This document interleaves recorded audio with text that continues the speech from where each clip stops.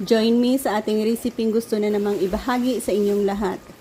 Ang ating pag-adobo ng pork belly at quail eggs na ito. Hello guys, isang platong mga ingredients na ating lulutuin at gusto na namang ibahagi sa inyong lahat. Mga sangkap na gagamitin natin ay, meron tayong pork belly, karne ng baboy, bay leaves, quail eggs, ginger, onion, garlic, at tomato. So, join me guys sa ating pagluluto. Ibabahagi natin sa inyo ang simplihang pamamaraan kung paano natin gawin ang ating recipe. Gusto na namang lulutuin na yan. Mag-start tayo sa paglagay ng ating pork belly. Marami kasing taba ito eh. Ipa-release natin ang kanyang oil.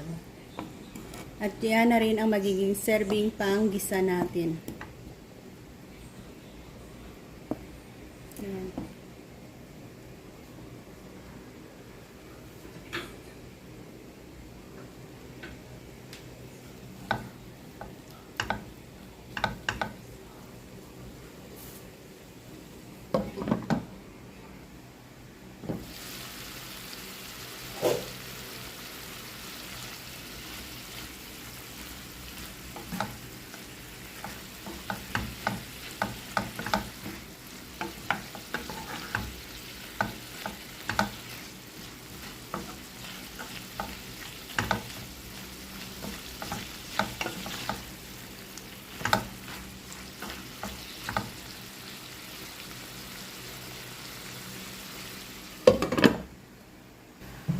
So, ayan, napalabas na natin ang oil ng ating baboy tiyan. Pwede na tayo mag-add ng onion at garlic. Ito natin ilagay sa pinaka.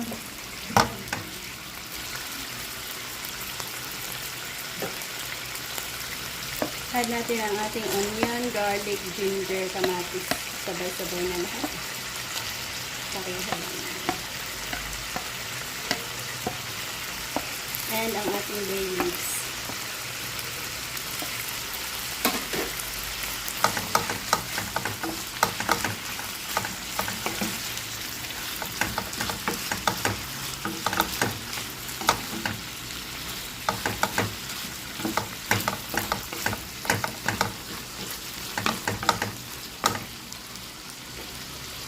Saktan na natin.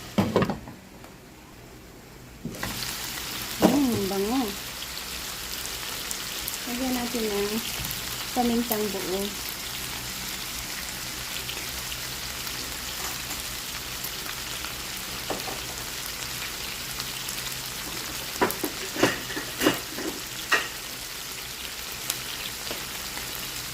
Next, isang kutsarang asukal dahil lagyan natin ng vinegar.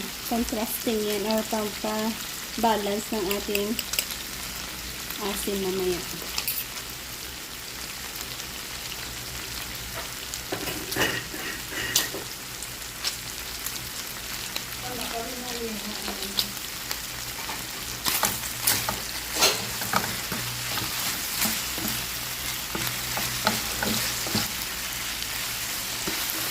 Pag malagyan mo kasi ng asukal, mabilis siyang bumango lalo.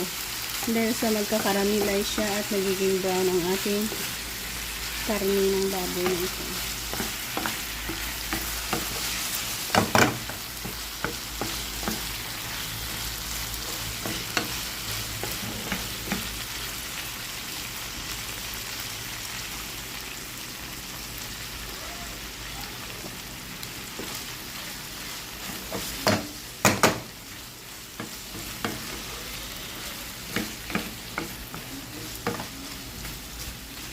Ayan, cover muna natin hanggang sa malusaw yung ating asukal. Ay, bango.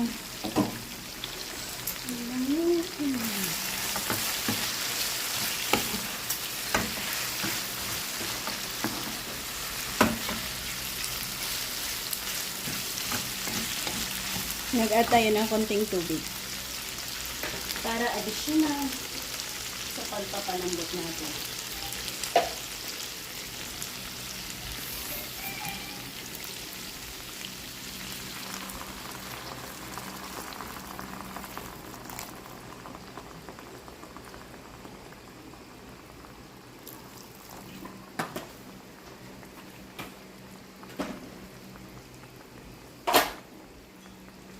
Naglagay tayo ng soy sauce.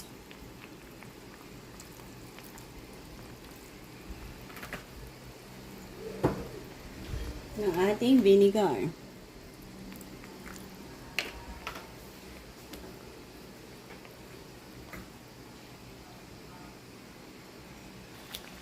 Naglagay tayo ng oyster sauce.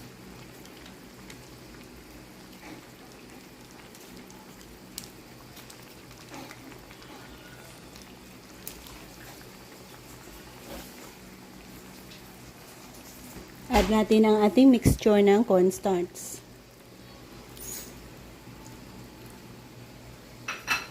And ready to add ang ating quail eggs.